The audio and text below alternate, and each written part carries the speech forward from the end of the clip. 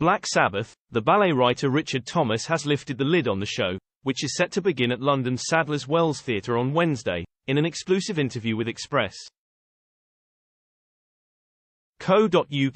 featuring participation from Ozzy's wife Sharon Osbourne and input from his guitarist bandmate Tony Iommi. The show will tell of the group's career through a mixture of ballet dance, spoken word and of course Black Sabbath music, but sadly, viewers won't see any backbiting antics during the show.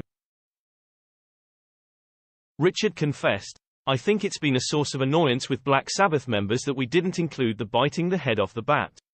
However, the incident happened after Black Sabbath, so we have no bat-biting incidents whatsoever. There's no reference to bats." He added that some of the members had told him the jaw-dropping real-life moment by Ozzy is often cited as a Black Sabbath incident when it wasn't really.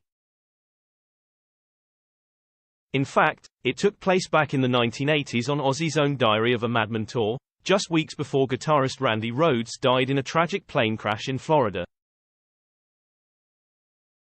The moment, which went down in heavy metal history, left Ozzy, now 74, requiring rabies shots after allegedly feeling the bat twitch in his mouth.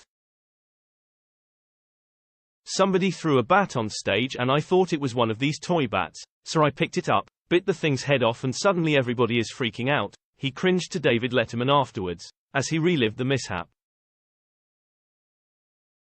"I can assure you the rabies shots I went through afterwards aren't fun."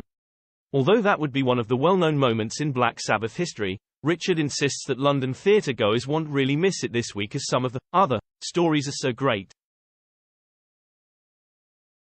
He revealed, "There are whole sections of the ballet that are devoted to the band, when they went down the world of the rabbit hole of alcohol and drugs, resulting in Ozzy getting sacked." Ozzy's verdict, delivered in his trademark blunt style, was damning. "That's a S*** idea. Ballet, Black Sabbath, it's S***. Yet while he might not have been too enthused by the pairing of metal and classic ballet, Sharon, who had once trained as a dancer in her youth, loved it. In fact, she features in the show herself, with Richard explaining, "The plot is a mixture of archive footage, and then present-day Sharon talking about Ozzy and the band." Audiences seem to really be loving it.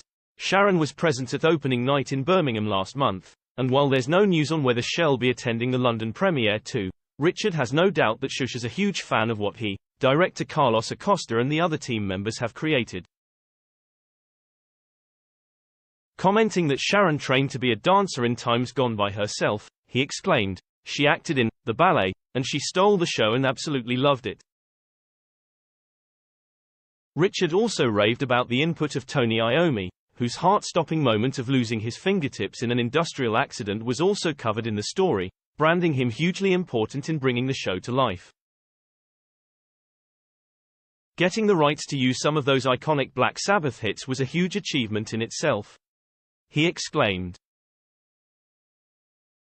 Black Sabbath, the ballet's London premiere can be seen on Wednesday, October 18, at Sadler's Wells Theatre.